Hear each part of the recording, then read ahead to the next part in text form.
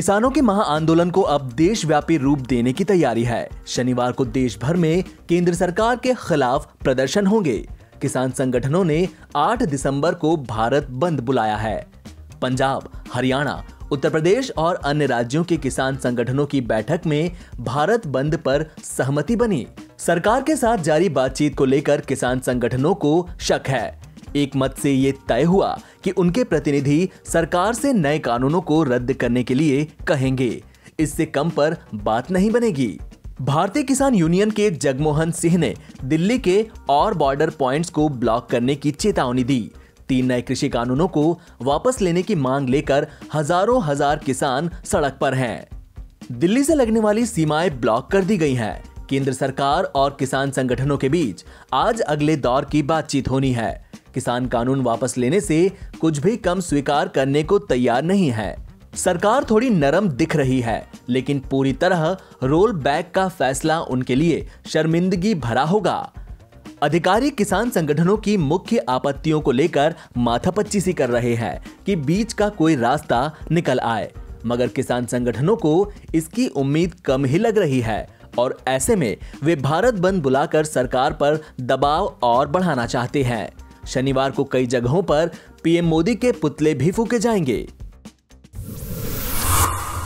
Corona vaccine के तीसरे चरण के ट्रायल के लिए वॉलंटियर बनने वाले हरियाणा के गृह मंत्री अनिल विज कोरोना से संक्रमित पाए गए। उन्हें शनिवार को कोरोना पॉजिटिव पाया गया। विज ने ट्वीट कर जानकारी दी है। उन्होंने बताया कि वे कोरोना से संक्रमित पाए गए हैं और अंबाला कैंट के एक सिविल अस्पताल में भर्ती हैं। उन्होंने ट्वीट कर कहा कि जो लोग उनके संपर्क में आए थे वे अपना कोरोना टेस्ट करा लें। आपको बता दें कि बीते 20 नवंबर को विज को कोरोना की वैक्सीन के तीसरे चरण के ट्रायल के लिए पहला टीका लगाया गया था। विज ने खुद ही कोरोना वैक्सीन के परीक्षण के लिए वॉलंटियर बनने की इच्छा जताई थी। 20 नवंबर को हरियाणा में कोवैक्सीन का तीसरे चरण का ट्रायल शुरू किया गया था। इस दौरान अनिल विज को पहला टीका लगाया गया था। विज के साथ 200 वॉलंटियर्स को कोरोना वैक्सीन की पहली डोज दी गई। ऐसा बताया गया कि 28 दिन बाद वैक्सीन का दूसरा डोज दिया जाएगा। आपको बता दें कि भारत बायोटेक कंपनी आईसीएमआर के साथ मिलकर कोरोना की वैक्सीन कोवैक्सीन का निर्माण कर रही है। विश्व स्वास्थ्य संगठन ने कोरोना वैक्सीन को लेकर एक राहत भरी खबर दी है।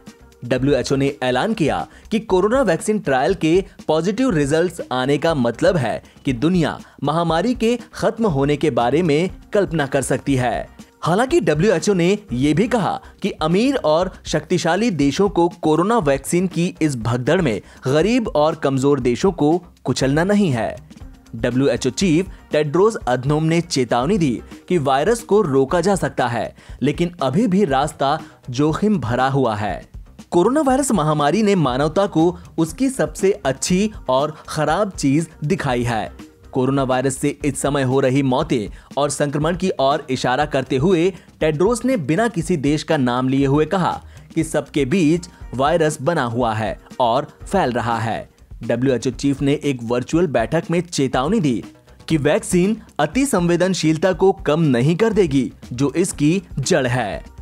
उन्होंने कहा कि जब महामारी खत्म हो जाएगी तो हमें गरीबी, भुखमरी, असमानता और जलवायु परिवर्तन जैसे मुद्दों से निपटना होगा। देश में शनिवार को कोरोना वायरस के एक दिन में 36,652 नए मामले सामने आने के साथ ही संक्रमण के कुल मामले बढ़कर 96,08,000 के पार चले गए।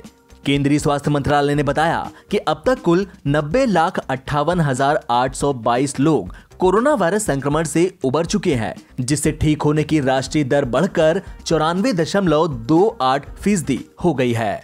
स्वास्थ्य मंत्रालय द्वारा शनिवार सुबह जारी आंकड़ों के मुताबिक कोरोना वायरस संक्रमण के कुल 96,08,211 मामले हैं। इसके मुताबिक बीते 24 घंटे में देश में 512 संक्रमितों की मौत होने के साथ ही मृतकों की संख्या बढ़कर 1,39,700 हो गई। कोरोना वायरस के कारण मरने वालों की दर 1.45% है।